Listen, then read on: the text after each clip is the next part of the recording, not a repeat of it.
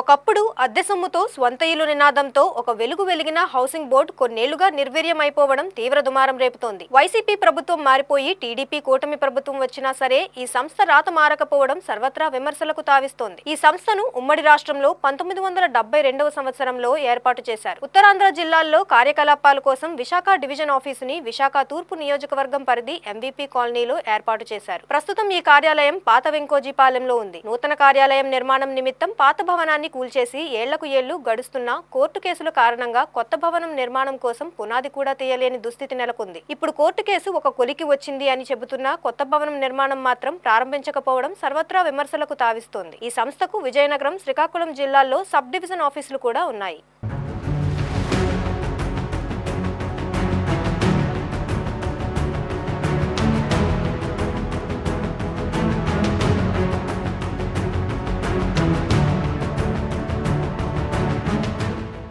ఈ సంస్థ ఇప్పటి వరకు విశాఖ జిల్లాలో 7 లేఅవుట్ల కింద 4580 ఇళ్లు నిర్మించింది. విజయనగరం జిల్లాలో 4 లేఅవుట్ల కింద 993 ఇళ్లు నిర్మించారు. ఇక శ్రీకాకుళం జిల్లాలో 5 లేఅవుట్ల కింద 1648 ఇళ్లు నిర్మించారు. అప్పట్లో మధ్యతరగతి ప్రజలు, చిరు వ్యాపారులు, ఉద్యోగులు హౌసింగ్ బోర్డు వద్ద విరివిగా ఇల్లు కొనుగోలు చేసేవారు. ఇంటి సొమ్ముని వాయిదాల రూపంలో 10 ఏళ్ల కాలంలో చెల్లించే వెసులుబాటు ఉండేది. అప్పట్లో హౌసింగ్ బోర్డు హడ్కో వద్ద రుణం తీసుకుని ఇల్లు నిర్మించడం జరిగింది. విశాఖలో HB colony, PM Palem, Krishnarayapuram, Pedagantyada, Madhurawada ప్రాంతాల్లో ఇల్లు కట్టి విక్రయించారు. ఇక 1990 దశకంలో సెల్ఫ్ ఫైనాన్స్ పేరిట ఏకమొత్తంలో సొమ్ము చెల్లింపు విధానం అమలులో వచ్చింది. విశాఖలో చివరిసారిగా పరదేశీపాలెంలో 38 ఎకరాలకు గాను 13 ఎకరాలలో లేఅవుట్ వేశారు.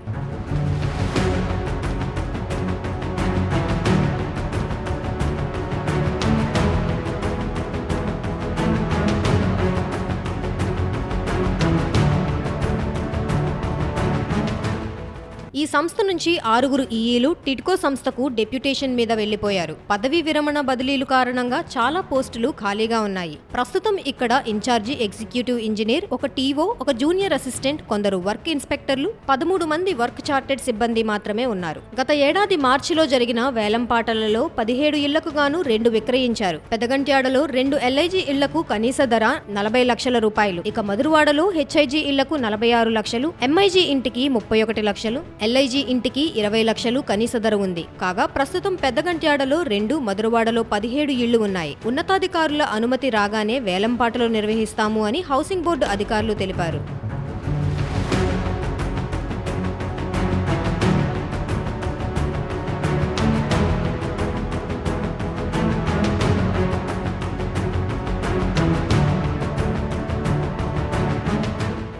వేలాది మంది కుటుంబాలతో నివసించే ఇళ్లకు పునాది వేసిన హౌసింగ్ బోర్డు సంస్థ ఇప్పుడు కనీసం స్వంత కార్యాలయం, షాపింగ్ కాంప్లెక్స్ కి పునాదులు తీసుకోలేని దుస్థితి నెలకొనడం సర్వత్రా విమర్శలకు తావిస్తుంది. ఎంవీపీ కాలనీ స్థలం మీద ఉన్న కేసు విశాఖ జిల్లా కోర్టులో ఒక కొలిక్కి వచ్చింది అనుకున్న సంతోషం ఎంతోసేపు నిలవలేదు. పక్కనే ఉన్న చర్చి వద్ద 300 చదరపు గజాల స్థలం తనదే అంటూ హైకోర్టులో మరో కేసు వేయడం గమనార్హం. ఉడా వద్ద స్థలం కొన్నట్టు హౌసింగ్ బోర్డు వద్ద రిజిస్ట్రేషన్ డాక్యుమెంట్లు సైతం ఉన్నాయి. అయినప్పటికీ ఒక ప్రైవేటు వ్యక్తి ఇంత దారుణంగా ఇబ్బంది పెట్టడం పట్ల సర్వత్రా విస్మయం వ్యక్తమవుతోంది. కనీసం వివాదాస్పద స్థలం మినహాయించి అయినా నిర్మాణం చేపట్టవచ్చు కదా అని పలువురు సూచిస్తున్నా సరే హౌసింగ్ బోర్డు అధికారులు చెవికెక్కడం లేదు. ఒక వ్యక్తి తరచూ సరైన ఆధారాలు లేకుండానే కోర్టుల ద్వారా స్టేలు తేవడం గమనార్హం.